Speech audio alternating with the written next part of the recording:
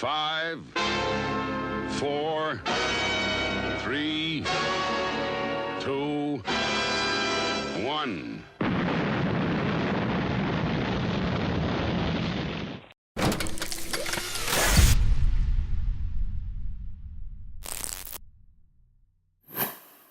We're on the road to nowhere. Come on inside.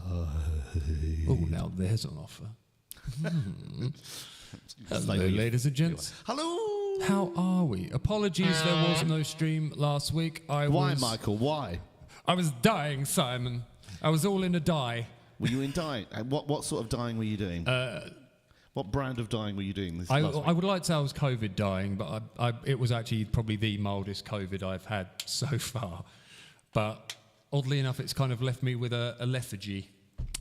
There was an insult from the late 1800s that was very popular, where people would call each other a prune-faced baggage. No, not a prune-faced baggage. So I'm going to say you were a bit of a prune-faced baggage with that. I'm not going to disagree. Prune-faced baggage. I completely concur with that assumption.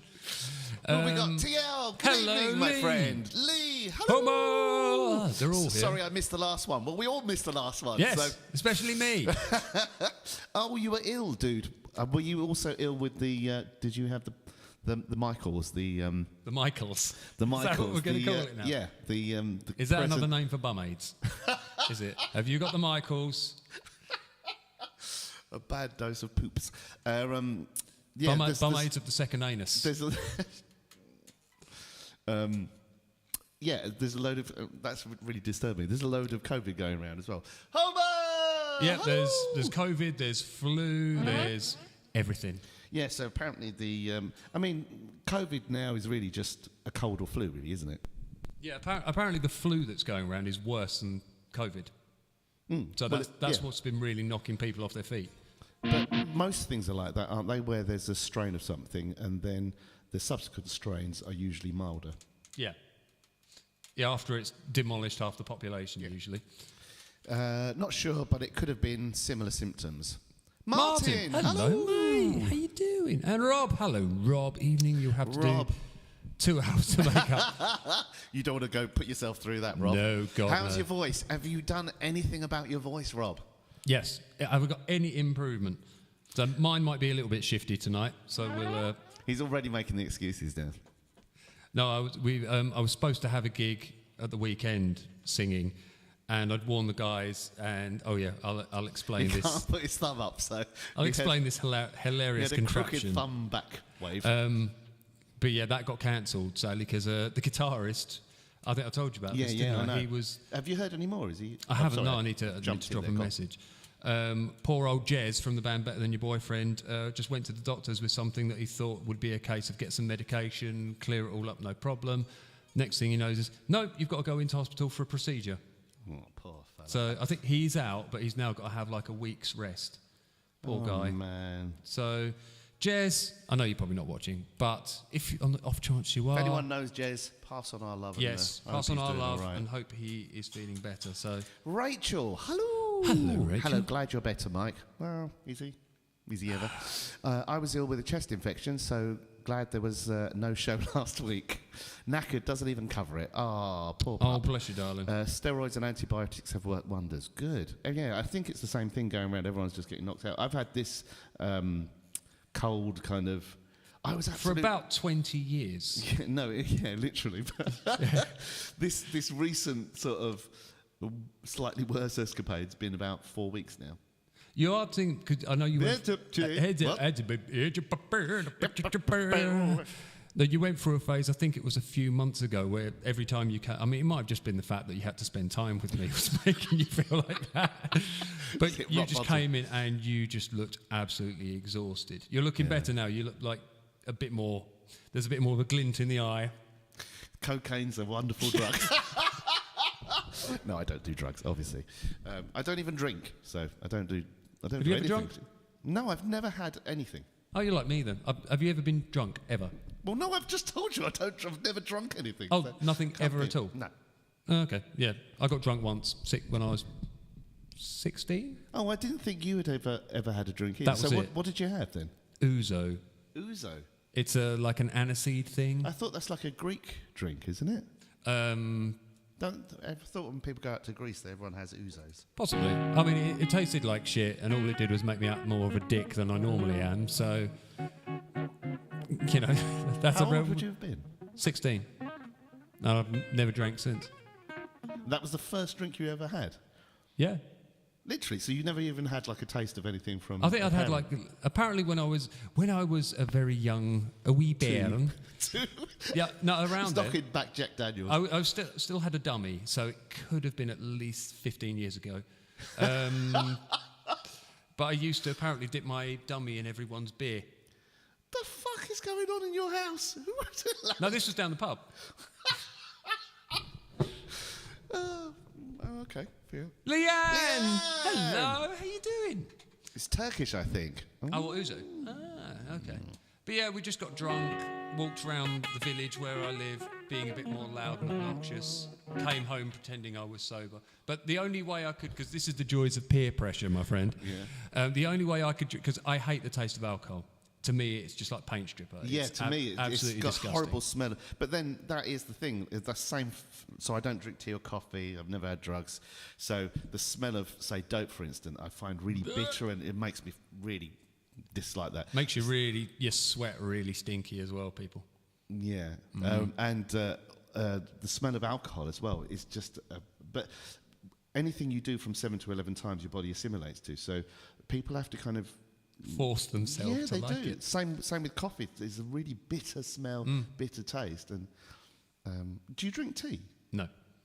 No, I don't either. No. So we don't do anything. The only tea I have, it doesn't really count as a tea, is honey and what's it, Manuka honey and ginger tea. So it's not really a tea, is it? No, it's just honey and ginger. Yeah, which is good for your vocal thingies. Supposedly. Do you want to do that one? I was just thinking we could. Yeah, we got. I can't do the bass and sing that at the same time, so I'll just sing it. But what else we got going on in the chat? It's I think Rob says I got the shit cold flu type deal. Everyone's got it at the moment. Yeah. I did that in such a kind of woman's hour type of. Everyone's got that at the moment. So. Yeah. It got throats. Everyone has got a sore throat. Been crap. A couple of weeks of no gigs. Oh, dude, been straining it, which is good. Oh, not been straining it. Dear, what's wrong with my eyesight? It's not working. Oh God, not you now. Don't tell me you're going to have like wonky. See, thumb business, wonky eye business. We're literally going to die online. I think, have you developed a second anus? That's the question. That I will jump off the nearest building if I ever develop a second anus. I'm telling you that. Hey, look, it's not that bad. Okay, it comes and goes. It pays you like a visit every 3 months or so. I don't want a second anus, man. There's one thing I'm sure about in life, and that's I don't want a second anus. Right. Okay. I'll put this down. Right. So do you want to start with something that you're going to play on guitar? Oh, we could do our little announcement, couldn't we? Yeah. Do you want? Well, what's going to warm your voice up to start with? That'll be fine. Yeah? Yeah. Okay. Okay, so you may have heard, if you're into the heavy metal kind of genre, of a certain Mr. Paul Di'Anno passing away. So it's so this is Paul in his later years. He was sort of confined to a wheelchair, going out on stage and still singing, as he was. So Paul was the original singer from Iron Maiden, back when they sort of first got a record deal and everything. He left after it was after 2 albums. So that was like late 70s, wasn't it? I can't remember if they were about in the late 70s, but I think the first album might have been like 1980 or something, like the actual Iron Maiden album. Yeah, because I was just thinking the Led Zeppelin 1 and 2 was probably 77, 78, wasn't it? Oh, no, it wasn't. No. That was like 60s, wasn't it? Yeah, Led Zeppelin. Wow, I'm way off. Yeah. I'm talking utter shit. So, yeah, Paul Di'Anno was with them for the original Iron Maiden album and Killers as well. There's some absolutely banging tracks in it. He was, I thought as a vocalist, on those albums, he was really good. Yeah. So definitely held his own on those albums and got sort of Maiden noticed. And, he's had health problems for years and years, hasn't he? But it's also, so he had a lot of substance and alcohol problems and abuse as well. Yes. So Mr. Paul Diano, we wish you well on your merry way wherever you are now, and Godspeed and all that, sir. Shall we do this? Yep, so we're going to do a little Iron Maiden song in honour of Paul Diano. Developing a second anus better than being an arsehole. Well said, Rob, well said. Although Mike's managed both, so Yeah. there you go. Oh, shit. Yeah, I wasn't sorry. I was getting the smoke machine ready. And it's not ready. Look, the red Rebecca! light's on. Hello! Hello, Rebecca. Late to the party. It's Miss Hannah's 20th birthday today. Happy birthday, Hannah. Happy birthday to you. Can Hannah's 20th birthday make my smoke machine start working properly again? It was working earlier. It's just in one of its cool-down phases. How old is Sam, Becca? Is that really loud? I think so. No? Eh, I will find out in a minute. we'll soon live and learn.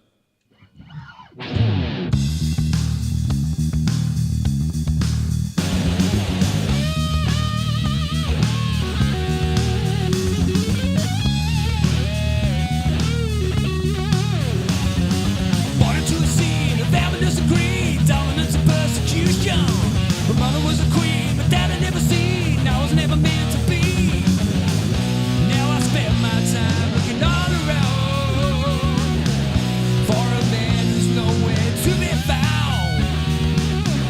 Till I find him, ain't never gonna stop searching. Gonna find my man, gonna travel around.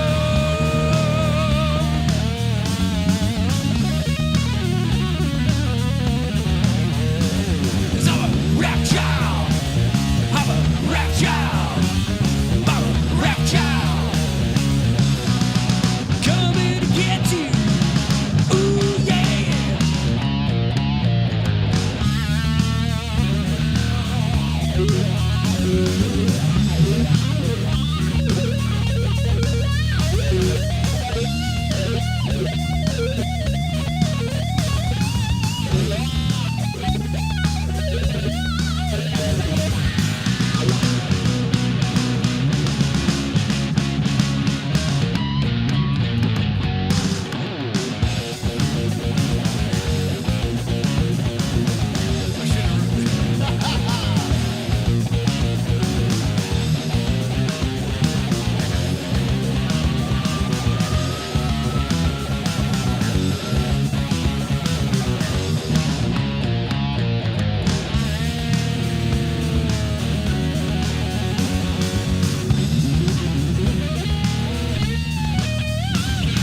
See, it doesn't matter, nothing gone wrong with the thoughts of my destination. No, I'm gonna buy a serious peace of mind. No, I'll just go crazy. Now I spend my time looking all around for a man who's nowhere to be found. Till I find him, ain't never gonna stop searching. Gonna find my man, gonna travel around.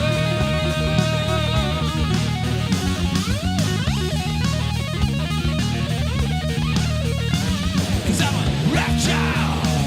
I'm a rap child. I'm a rap child. Coming to get you. Ooh, yeah.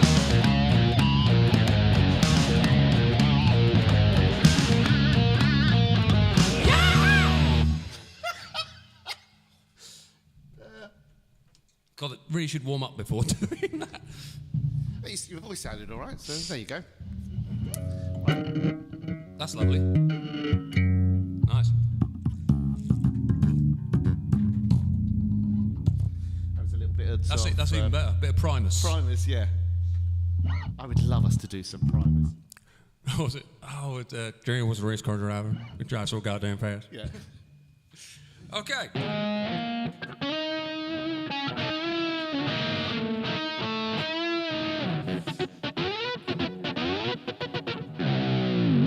Les Claypool, though, what a player. Oh man, he's just a phenomenal character. Actually, I kind of followed him a bit. Celebrity crush. Is he on your list of people that you're allowed to sleep with? Yeah, if he wears a dress and puts some boobs on. Yeah, he's just a phenomenal character. He produced the first Malmsteen album. Oh, really? Yeah, the production on that is so good. What, Rising Force? Is that the first one? Is it? No, it's not Rising Force. Is it Rising Force? Or Black's... Malmsteen's Rising Force, then, is it? Let us know, everyone. Yeah, no fucking idea what's going on. But yeah, do you fancy doing Word Up? If you like. Rob says, did either of you see the performance after Ozzy's Rock and Roll Hall of Fame induction? No, I haven't seen that yet. I've seen one picture of it, that's all. Who was playing? I have no idea. Me neither. Tell us. Rob, how did you find it? Spread the word. Yeah, spread the word, spread the love. You ready? Yeah, go on.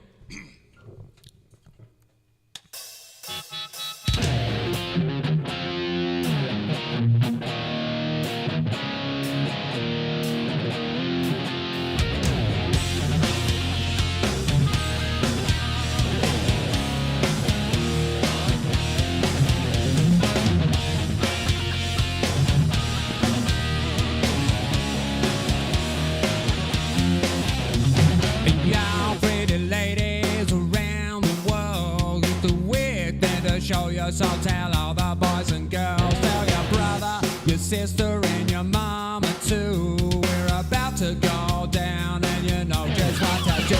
Wave your hands in the air like you don't care. Drive past the people as they stop and look and stare. Do your dance, do your dance, do your dance, quick, mama. Now come on, baby, tell me what's the word. Word up.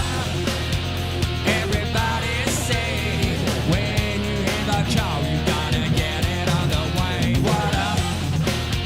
It's the code word. No matter where you say it, you know that you'll be heard. Sucker, DJ, think you fly. There's gotta be a reason, and you know the reason why. When you put on those airs, you act real cool.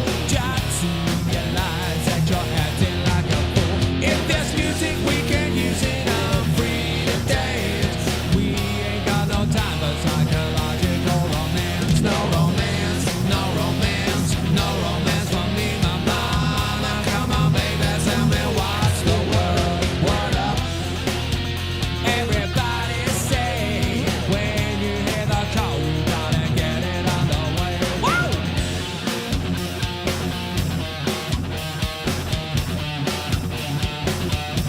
Don't ever fall in love. Yeah.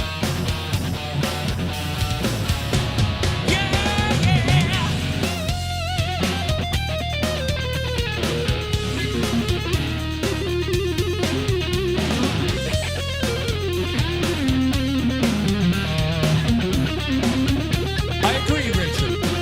Absolutely.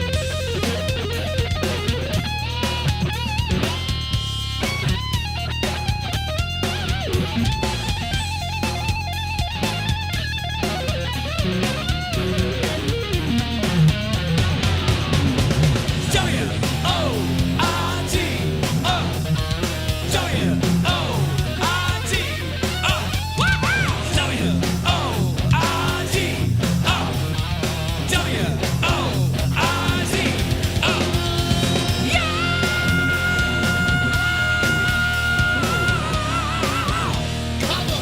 yeah, well, you sucker DJs that think you fly. There's gotta be a reason, and you know the reason why. When you put on those airs, you act real cool. Got to realize that you're acting like a fool. No romance, no romance, no romance for me, my mom. Now come on, baby, tell me what's the word. Word up. Everybody say, when you hear the call, you gotta get it underway. Word up. It's the cold word. Matter where you say it, you know that you'll be heard. Word up. Everybody say, when you hear the call, you gotta get it underway. Word up. Yeah. Go, Simon.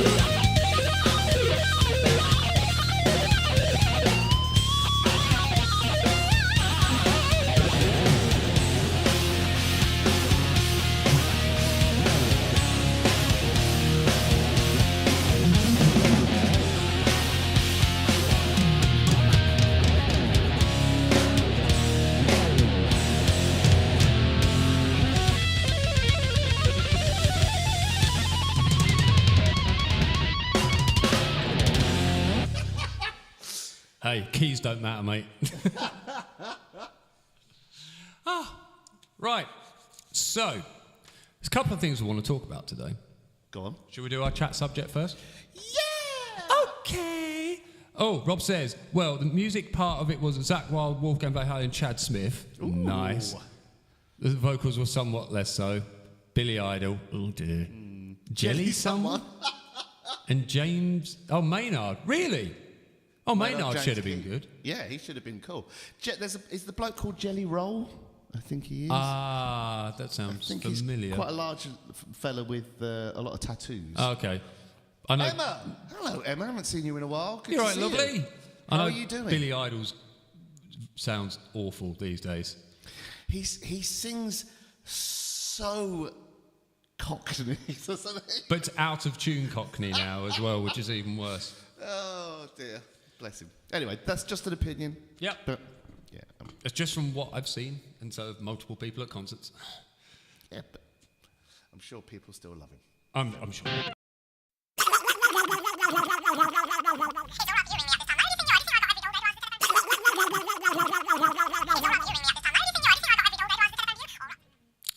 Hello, everyone. Welcome to the Old Style Telly. So, what is it you want to talk about? The subject for this evening is thought crime. Now, I have several questions on this subject. It may be multi-layered and multifaceted. Hit me with it. Hit Okay. me with your rhythm ideas. Hit me. Okay. So, thought crime. The idea that one should be punished for one's thoughts. Is that what thought crime is? I would say so, yeah. I would say so, okay. So, what thoughts should there be consequences for, and what thoughts should there not be consequences Right, for? so I think you need to... Shut the fuck up, Mike. no, you need to lay your stall out a bit Okay. more. So at what point... So people have all sorts of thoughts going through their head, Yep. and then you sift through them and choose what you like.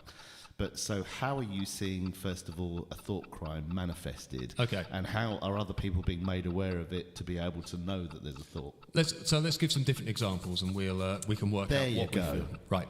So, for example, if in court someone said to you, "Have you ever thought about killing this person?" and you would say, "Well, yes, I have." If you haven't actually killed that person, but you thought about it, should there be punishment for the thought? So I would say to that, there shouldn't be a punishment for the thought, but you would investigate that further. Okay. So, say, for example, you're in a relationship and your partner asks you... Now, we can have the idea that, like, for example, there are some people who get intrusive thoughts. Carrie was someone who suffered with this, where you would get, like, the impulsion, the compulsion or impulse to stab someone or just perform a random act. And they come and go. Yep. So those thoughts, dreams of thoughts, some of the most random shit that pop into our head, would you class those different to, for example, the thought of, say, maybe being attracted to someone or the thought of having an affair or something like that? Would you class them as different? So I think your understanding of it is Wrong? probably... No, not at all. Is probably what's more relevant. Okay. So everyone has all manner of thoughts. So if you're in a bad mood, you may think, oh, I'd really like to just punch that someone. If someone, say you're in an office and someone's really getting on your nerves, you may think, oh, I'd really like to punch them. If you're in completely quiet state of mind... Serene. Yeah, and nothing, and then you're constantly getting thoughts of, I don't know, harming somebody or doing damage to someone or doing damage to something, then that might alarm you. However, as in human beings' nature, our mind is constantly thinking. Excuse me, as is our dreams, and these things are always influenced by our stimuli in the world. What we take in, what we see, programs we watch, things we listen to. So I just said that's Queen Pinto. Thank you. You make a beautiful queen. Apparently.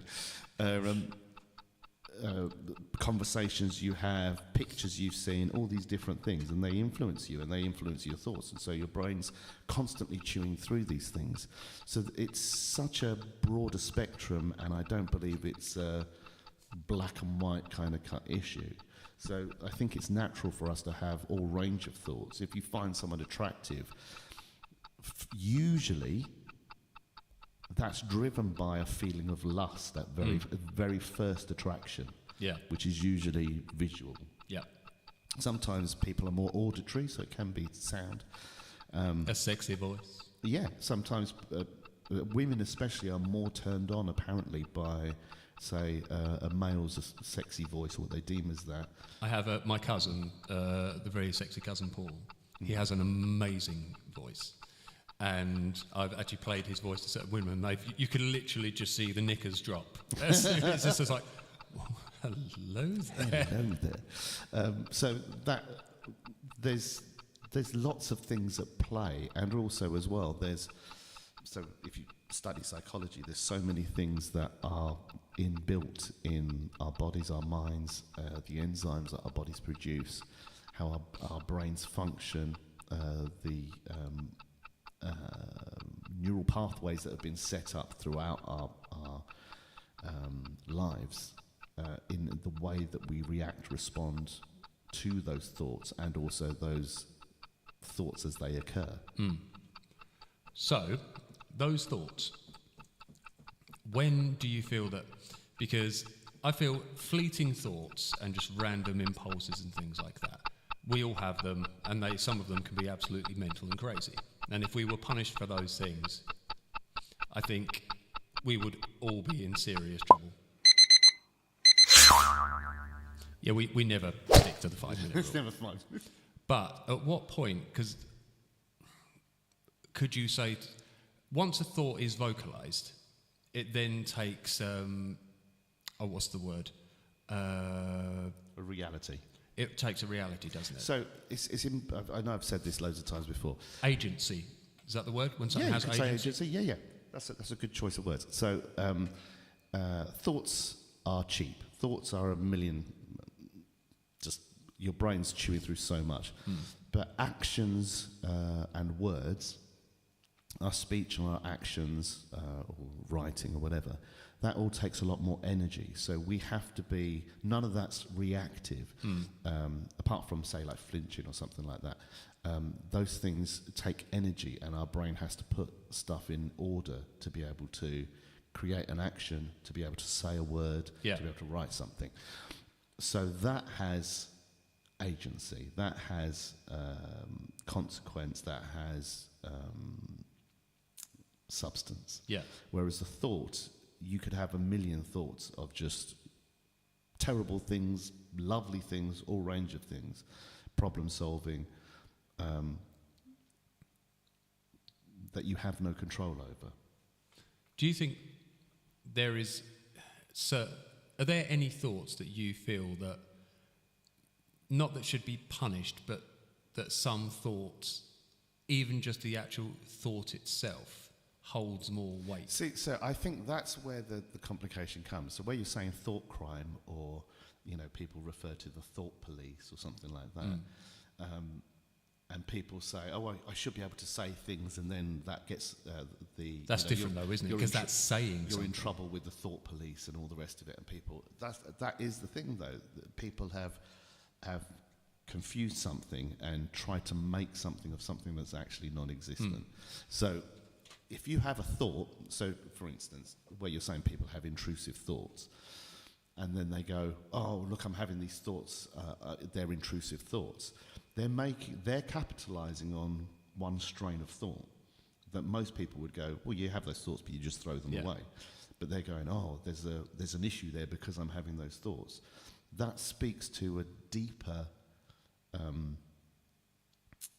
processing that they're doing, because what they're doing is they're taking something that everyone has, and they're going, this has significance. They're adding weight to it. Yeah, exactly. And so have I got a problem with this, or this is a problem, or I'm worried about this or anything, where other people would go, yeah, I've just got a barrage of thoughts, because and some people think more than others as well. some people have quieter brains and some people have busier brains. But brain activity in all humans, as best as has been monitored, is pretty much the same. It's just some people are better at just kind of going, I'll capture onto that thought, or I'll catch onto that thought. Other people are going, I'm aware that there's so many thoughts, I'm so barraged by it. So it's how those people are processing that stuff and what weight they're giving to it. And 9 times out of 10, that's in keeping with their personality, how they're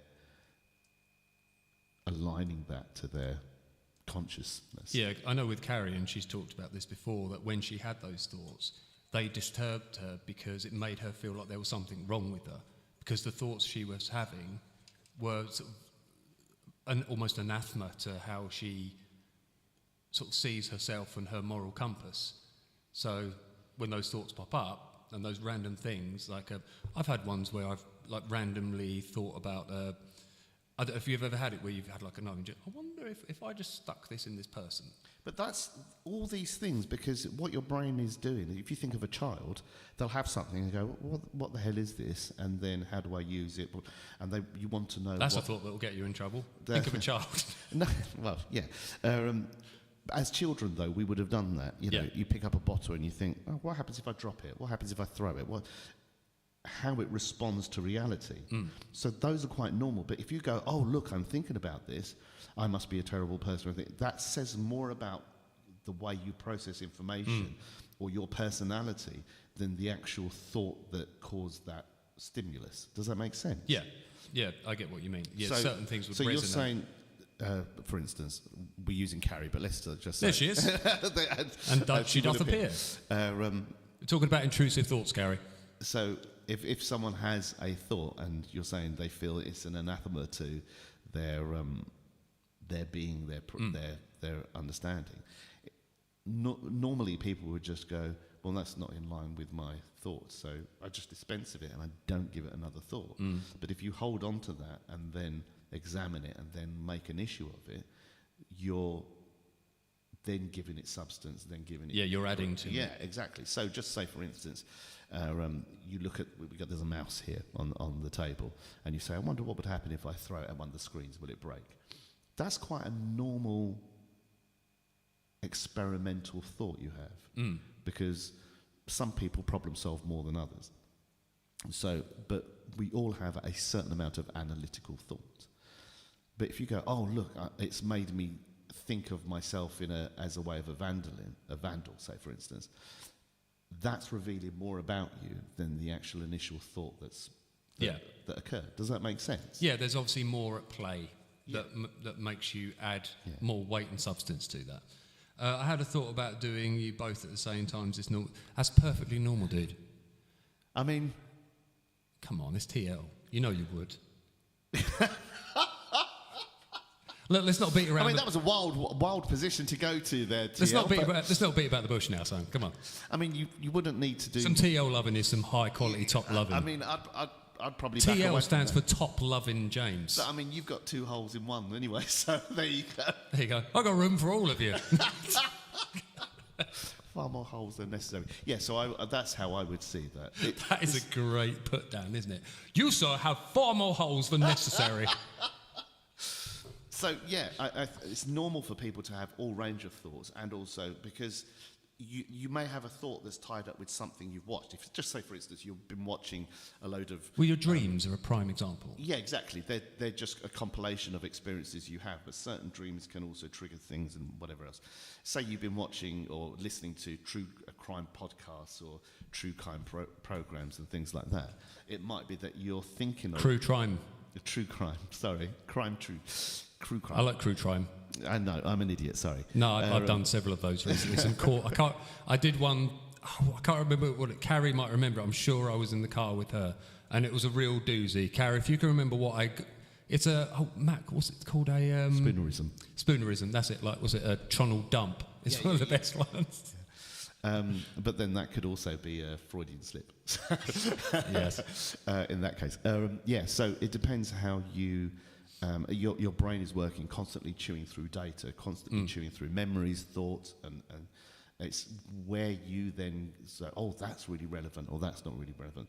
That's tied into how your personality is, how you think.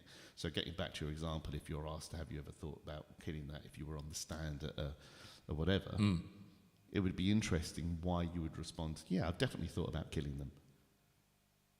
As opposed to, have you ever said you wanted to kill someone and someone's witnessed that? Then you would say, yeah, I have said that, but it was just off the cuff. It was just an expansion of thought, whatever. So there we go. So what did you mean by thought crime? Where did that actually stem from? The idea was kind of that. So what thoughts would you say are more likely to be punishable, or what would have more consequence once if they were known? So, for example, like if you just said, I just have these random thoughts where some days I want to punch someone, some days, and people go, oh, yeah, fine. But if you're like, yeah, some days I just really want to murder puppies. Yeah. Then people are going to go, okay. Yeah, but so there, you're saying that's, is that a thought crime? But effectively, the fact that you've passed that on is, so you've had a thought, rather than dispensing with it, you've then given it weight, and then you've expressed it to somebody as, oh, I've actually had this thought, and it's something that I've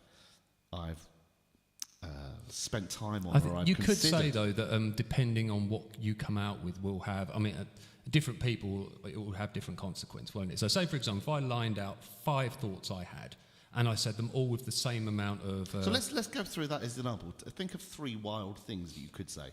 Okay, so if first of all said. I just said it all completely exactly the same, no emphasis on it either. I said, I'd love to cover a nun in ketchup.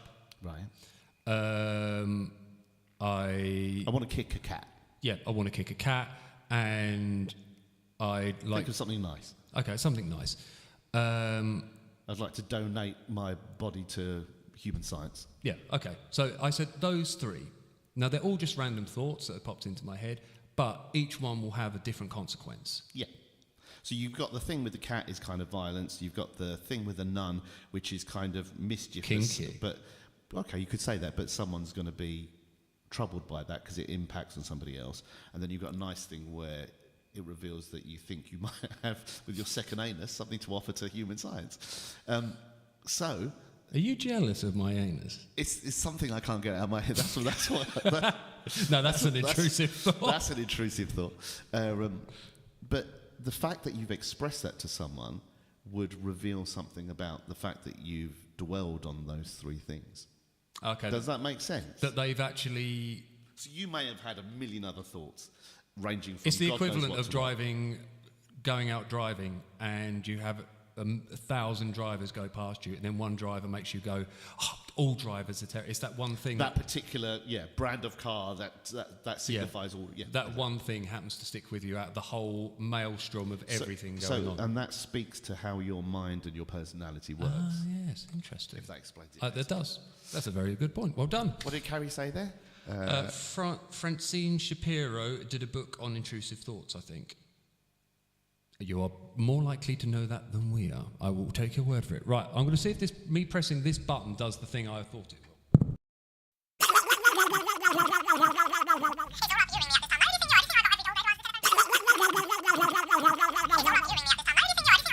will. That might be nice. I can't remember that one. No? Okay, what do you want to do? It's still there. Yeah, we're still there. Have you noticed that? Yeah, that's not supposed to do that. Right, well. Right, let's try this instead. Hey! There we go. That's something I'm going to have to check. Another one of your macros that... Oh, yes. Fucking macro. Oh, that was a good sound. That was a nice one, wasn't it? That was a really nice one. Honk. Do you want to play a song? How about that? Sledgehammer? Okay, why the hell not? Let's hammer some sledge. Very quickly.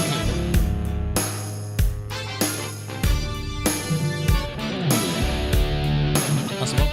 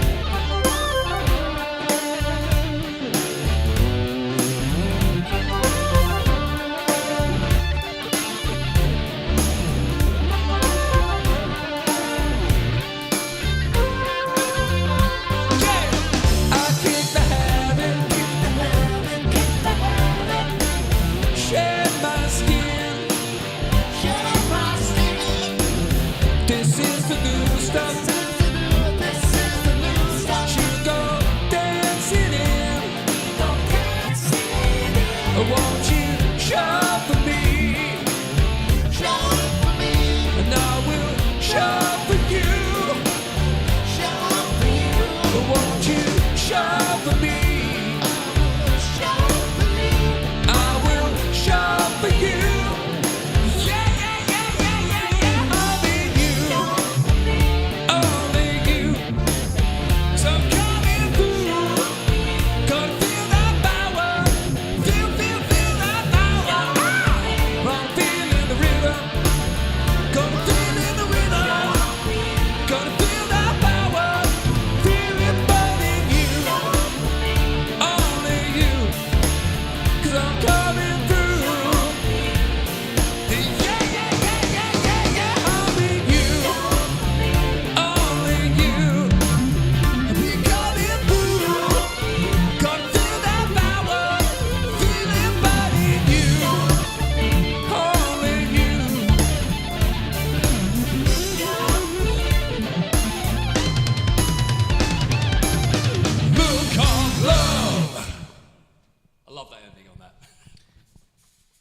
M said, could you guys do Life is a Flower By Ace of Base. Oh my God.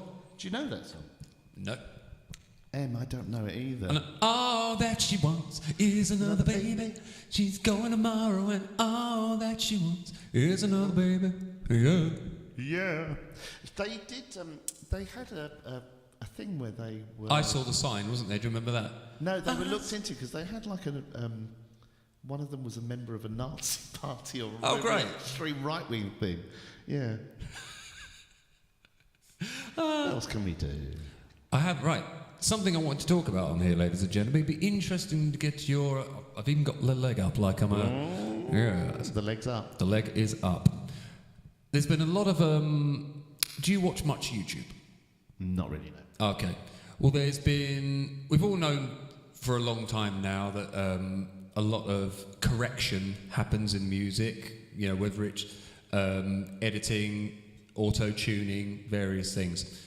One of the things, there's a guy called, his channel's Wings of Pegasus. I think I sent, and he does all these various analyses of running people's vocals through software that checks the pitching and everything, and he's been pointing out how many classic albums and things like that have now been remastered and retuned. Mm-hmm. So singers like Freddie Mercury, where they his vocals, instead of being natural as they were, are now snapped to specific notes and everything, and it's sort of killing the life of the music.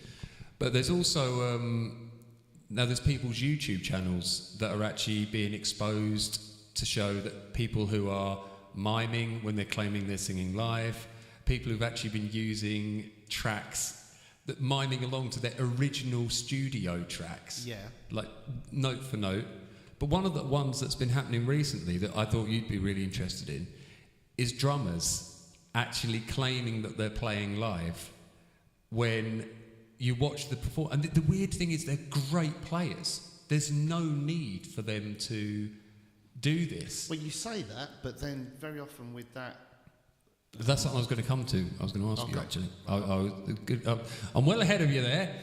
But the fact that these guys who are incredible players, yet they edit their performances so much that, like, these guys will be playing and you'll notice that there's hits where they're not hitting and things like that. Now, I've noticed with when people started getting mobile phones and a lot more footage was being put on YouTube, there was a lot more criticism of people's playing. Do you think that's created an environment where people are so scared to be flawed that they will literally put up pristine, perfect performances that are just so edited that no one can criticise it? Yeah, I think there's... So I was talking to a mutual friend of ours, and he was playing with fucking a band. Gary Buck. Not mutual. A mutual friend of ours, and he was playing with a band, and they did an album. It sounded good. They put a lot of work and money into it. That's true, Jim. Top of the Pops was mostly mime, so it's nothing new. Yeah, 100%. Very true. although the early Top of the Pops, a lot of that was kind of live. And they used to have the Top of the Pops orchestra in there to play with certain, you'd get like a singer and they'd have like a string section behind them and whatever else, and they used to do a lot of that live. okay. If you look at the earlier stuff, it was to cut the costs from kind of I think it was around about the mid to kind of like 76 kind of time through to the 80s, and then when they came back, I think in the 90s, they used to have bands playing live. Yeah. They'd have one band set up, so it was to try and cut the cost because it costs too much to get the band in off. That's why Jules later with Jules Holland was always good, because it was always live performances. And it takes time to sound check, get every band in. Everyone wants their own sound producer, mixer and stuff. Anyway, but yeah, and so he was a drummer, our friend. He had this band, and so he wanted the band to go out and play live. The singer wanted something else, and the three guitarists, they were like, "Oh no, we just recorded the album. We'll just put it on iTunes, and that's it. Like, we don't want to go out and play it. Like, we've done our work. Like, we don't want to go and play it." So promotion, rather, before it used to be a case of you do an album and you tour to promote the album. Yeah. People wanted to see you play the stuff live. But there's a different way that people look at it. Now it's like you've got a video up, that's doing all the promotion you need. And if people, see that, or it gets pushed on Spotify, whatever, then people will make that purchase. And so seeing that as a final product and then just having that up and having images to go with it is very much, again, like Jim's saying, nothing new. That's what promo videos were from the mid-'80s onwards and stuff, with the MTV generation and so on. But I think with a lot of these kinds of things is people are recording it and they get what they see as their perfect take, what sounds great, and then they'll mime to it to make it look like they're playing it live. Or the other thing that they'll do is they'll have a load of live takes, which is a lot rarer. It's easier to do the take and then do one mime to it. Yeah. So they nail all their parts and then try and have it so it looks live. Or they'll cut takes to it, to the image. So they've done their backing track and then say they're putting their drum track down. So they'll have 6-7 run-throughs of playing it on drums, and then they'll cut that together. And sometimes as well, where there's going to be, you've got a cymbal ringing over or whatever like that, you can digitally manipulate that, but you won't have the footage to do it. Yeah. So that's where you see these hits missing and stuff. So why do you think a lot of people are claiming that what they're doing is live? And because maybe for the most part they're seeing it that it is, and more that kind of what used to be called studio magic in the 70s, 80s and 90s is now part of just kids going on YouTube and recording themselves. That's all part of that. You've got to think that before, running sort of Atari 24-track machines and stuff, those machines used to cost an absolute fortune. Like you'd have just the basics would cost more than a house in a studio. And now you buy a laptop for, say, I don't know, £900,000. You can do it on your iPad. Yeah, exactly, yeah. And you've got... That's what we're doing. Yeah, you've got the software there to do it, GarageBand and stuff like that. You've got that on your phone. It's going to be interesting, though, seeing various people calling out fakery and miming, whether it's going to bring a resurgence back of people, because you know how all these things go in cycles, don't they? I remember when the Spice Girls came out. So were we talking Spice Girls 90s, early 2000s, is it? I think it's late 90s. Yeah, it must have been. And people were saying, well, they're miming on their gigs. So I used to do a band with Lee from Steps. They were another band where they used to just mime. All these bands would mime, and then there'd be someone. It was literally the whole show was just on tape, and they would have their mics put live when it was all well rehearsed. You're going to go, are you with us tonight? Whichever crowd you've got, whatever like that. And they might sing, at the beginning, whoever was the best singer in the band, they'd get to do the intro to something live and stuff. But it was all, and people were going, oh, they're miming, and then people would go, but yeah, I remember. What was it, Stock Aitken and Waterman? And he was saying, well, we've put so much work into recording that, why should they sing live? And they were like affronted that anyone should want to see it. And that changed the opinions of people. People were like, oh yeah, I'll just put up with this shit from the 90s. So I don't think it's a particularly... Most people kind of don't seem bothered. I think Jim has a valid point there. As you say, Top of the Pops was a commercial decision. But I think this YouTube stuff is people pretending to be something they're not in effort to impress. Yeah, there is definitely that element. I've seen... but all social media is an effort to impress. People's Facebook, oh, look how wild and wacky it's my all life about garnering is. likes, isn't it? Yeah, exactly. And people want to... Before, people would say you kind of... living the champagne lifestyle on a lemonade budget kind of thing. You'd have the fancy car and the dress fancy or jewellery or whatever it was that gave you this appearance of being more than you are or being more wealthy than you are or whatever. And people... The Andrew Tates of the world. Yeah, exactly. I mean, there's nothing new. Any of that, Del Boy. None of that is new.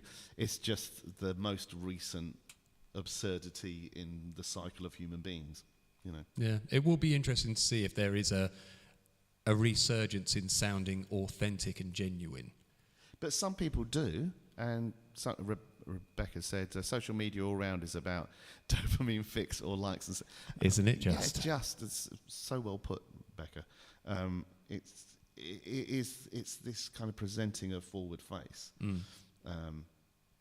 And everyone has this image of what they want to project, and that's a very human thing. And well, so some of the guitarists, like they'll see that where the footage has been manipulated, and that they'll have sped the footage up to make it look like they're playing faster and all this kind of thing. When the early stuff came from Dragon Force, a lot of that was recorded at lower speeds, so that it was, and their whole thing was we wanted it to sound like computer game music. Yeah, computer game music. Yeah. So there was the ridiculous bit, and then when it came to playing live, God love them, they did the best they could, Yeah. But it didn't really sound as clean, and no, I mean, to my ears, it didn't sound as clean. Again, they're another one. They went through a phase where they spent so much time running and jumping around the stage, and I remember reading some of the comments on the footage. They're like, they sound awful. Their playing is all over the show, and then I noticed that a little way on, they cut down the amount of jumping around, and you could see that they were really concentrating, trying to get that. Yeah. Close.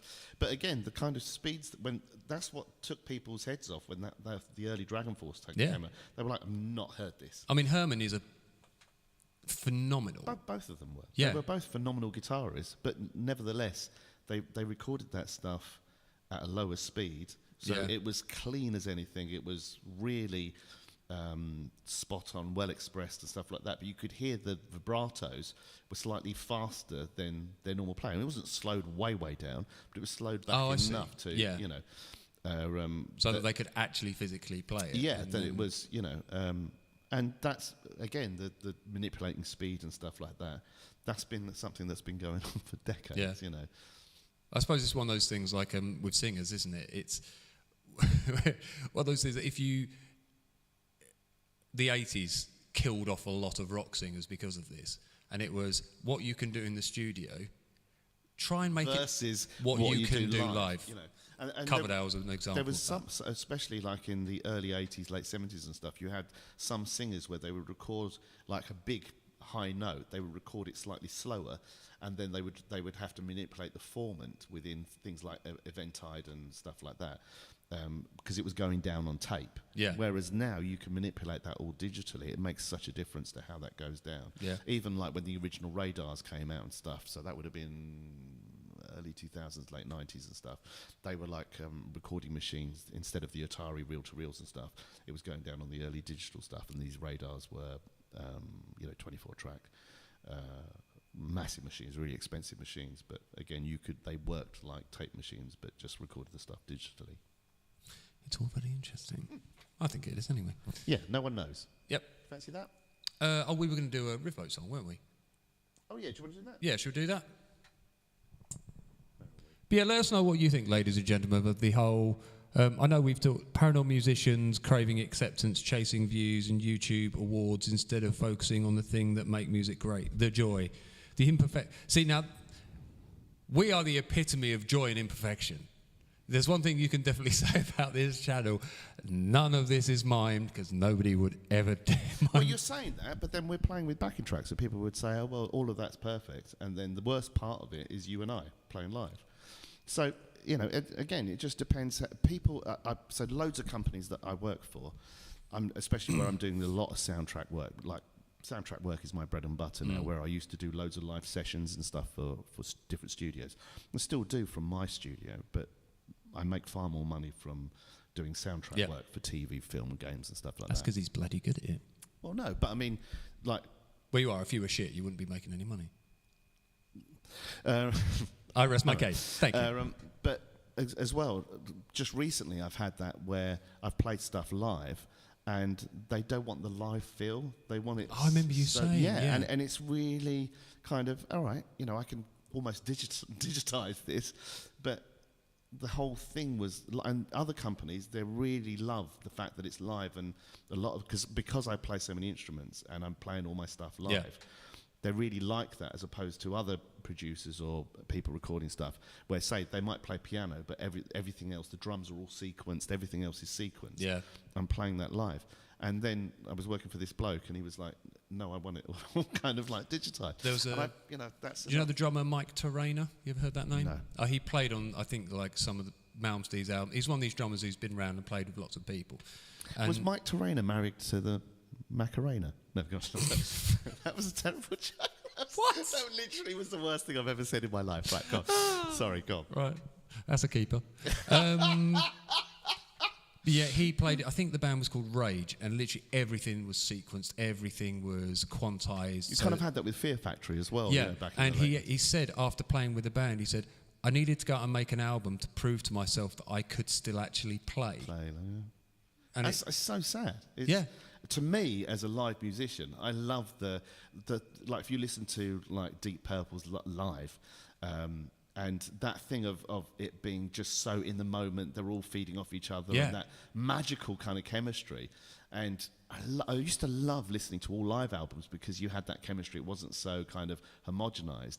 Whereas now people's ears are so used to homogenized music. And do you think if you went and saw a band, like I think if you went to see a band, say someone like Rainbow or Sabbath, and you saw them 5 days in a row, you would get a different feel at each show? I think you would, but so many bands now are playing with backing tracks. So like, for instance, when I was playing with you and Recovered, and that was something that like nearly all your set, 90% of your set is all on backing track. And you end up playing with the track, not with each other. Yeah. So whenever I've had any of you in something else separately, I know with Josh, like, you know, he's, rather than listening to the click or listening to the track, he's now listening to us, and it changes the way he plays, you know. Yeah. So, and I think you get that with lots of bands. Sorry, I'm talking. No, not at all.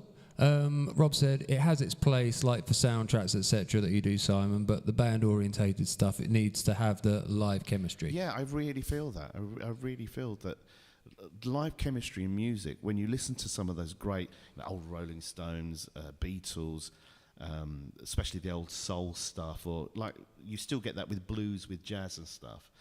Those type of things where it's live and it's the element of the magic is live, compared to when you listen to pop music where it's so homogenized. There's such a massive difference. It's one of the things that, is it Bowie or Bowie? What's your preference? I would have said Bowie. But Bowie.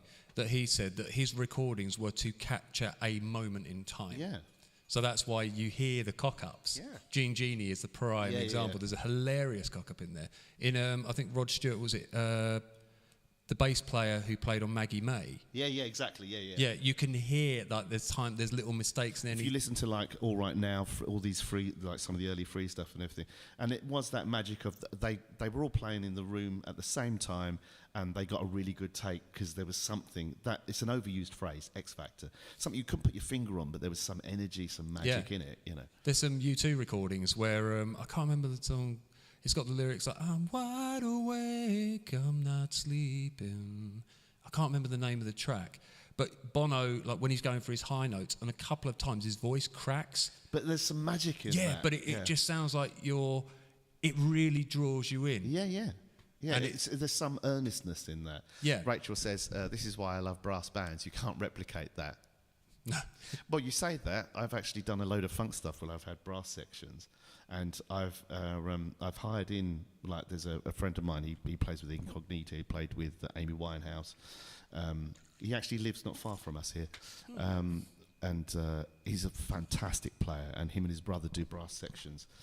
And I've had him record brass sections, and then I've done stuff where I've used software to do it, and you literally can't tell the difference. Really? Yeah. Blimey. I know we've been at that stage for quite a while now with like violins and strings and all that kind of thing. But if I'm doing brass sections, I'll play it on the keyboard, so I play it live, so the movement's a little bit there. yeah. But See, Rachel, at some point you'll be able to just turn up. You don't worry about the rest of the band. Just turn up, press an iPad, and conduct that. But and even like Rachel saying that about orchestras and stuff like that, when you actually stand in front of an orchestra, it can never be captured on a CD, vinyl, anything like that. No, the sound is just something else. But that thing of having musicians in the same room, there is a magic. When we had Josh in recently, and hopefully when we get your student in as well, the feeling of that playing is when we had Nikki in playing as well. The feeling that was so much fun. The three of us being in a room and just, going off script or doing that, to me is so much more magical than something that's homogenized. Yeah. That to me it can sound great and all the rest of it, but there's a different type of life in live music, just like Rob was saying. Yeah, even if it's, we've recovered, even though we do use backing tracks and things like that, for us, I suppose the magic is the bits in between. Yeah. The silliness, the banter, the different crowds, what's going to happen, what can you throw out. But the live elements that you are putting on it is always going to change, so Matt will always play something different. Yeah, he's not going to play, he'll mess around. Same like when you play, you'll be improvising. I never play anything same twice. But the difference in having an all live band as opposed to when a band are playing with track, that's definitely something that you notice. They play, it's like they turn off from each other, and the amount of chemistry between the band, to my ears, goes down because I know what you mean. With track. Sorry, if you can find a keyboard player who wants to do it for free. Yeah, happy days. Jim says, I never mess with my stuff, even though it's a rubbish. Oh, bless you. At least it's my rubbish and not a computer. Yeah, but that's exactly it, Jim. And I'm sure it's not rubbish. I'm sure it's great. Right. Rachel, this is why I love brass bands. Yeah. I've only ever played fully live. I imagine playing with backing tracks is the same feeling when someone makes you turn down at a gig, sucks the life out of the performance. Very much. Uncle Pete! Hello, Uncle. Mark King lives a few miles from me, and I always love his live bass sound.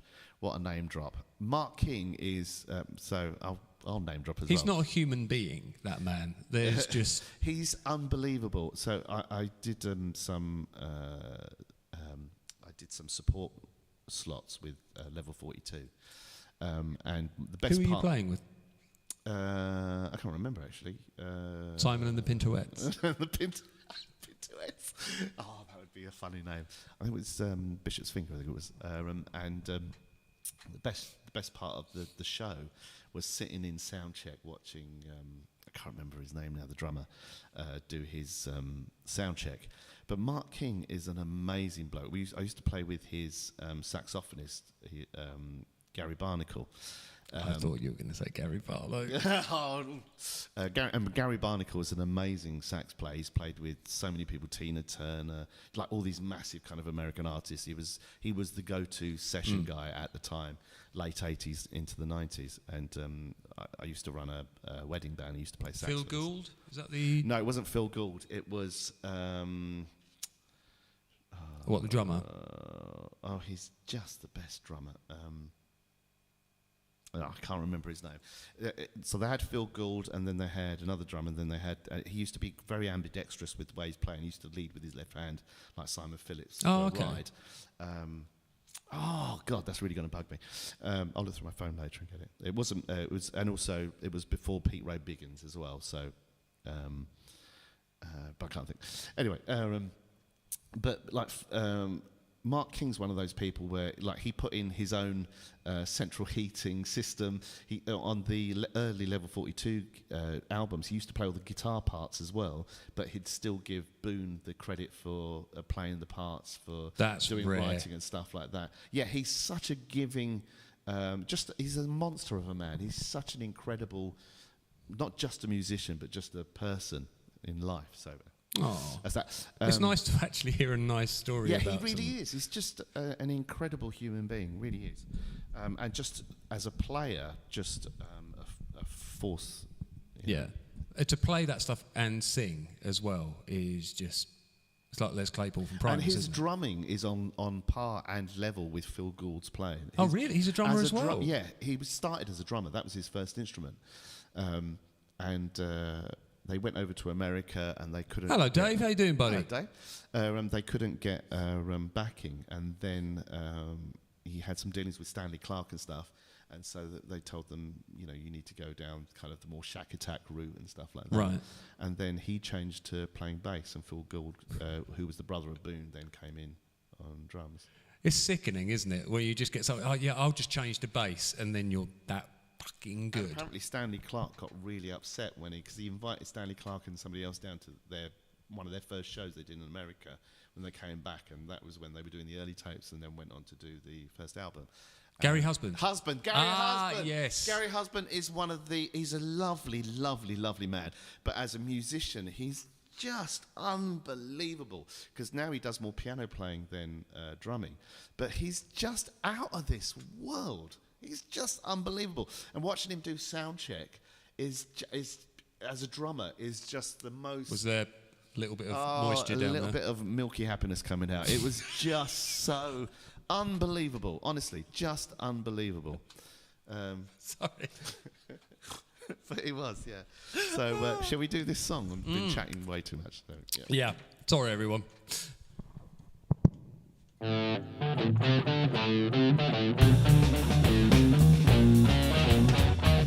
was nice. Counts on this.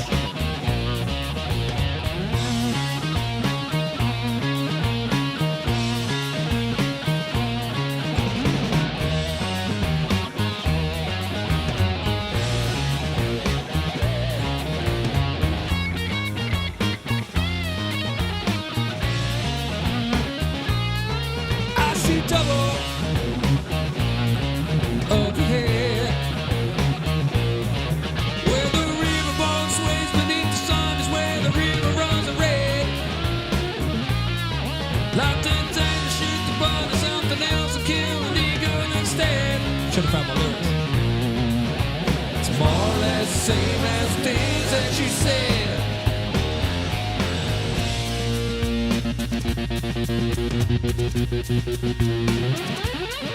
I see trouble up the road,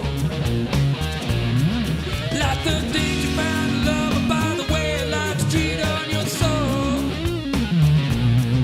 like the best of words I thought that lose control before you lie in your bed. More or less the same as the things that you said. Anyway, for all the things that you know, tell me why does the river not flow?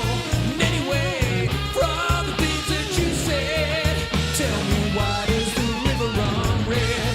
Anyway, for all the things that you see, tell me when will the river run green? Anyway, for all the things that you know, tell me why does the river not flow?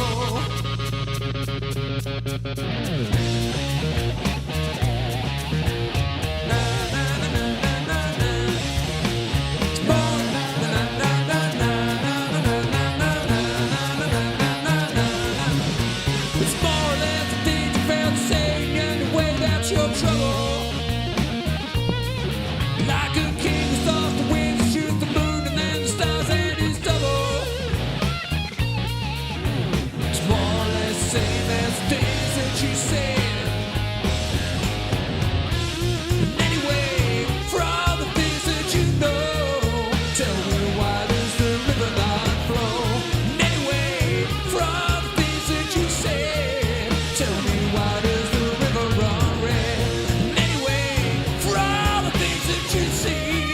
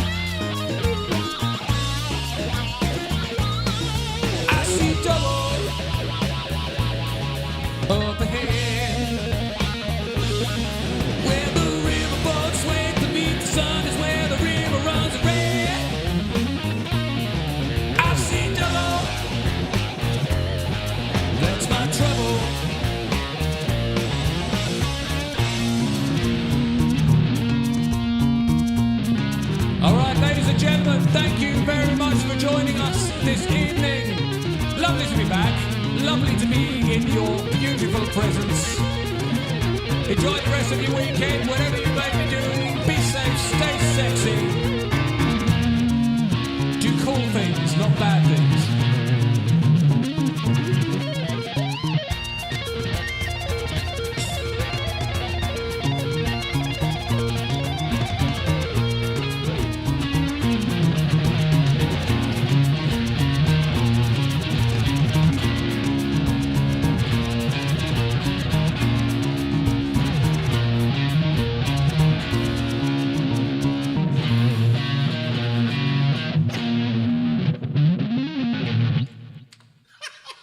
See you later, everyone. Take care. Much love to you all. Be kind. Tatty bye now. Bye bye.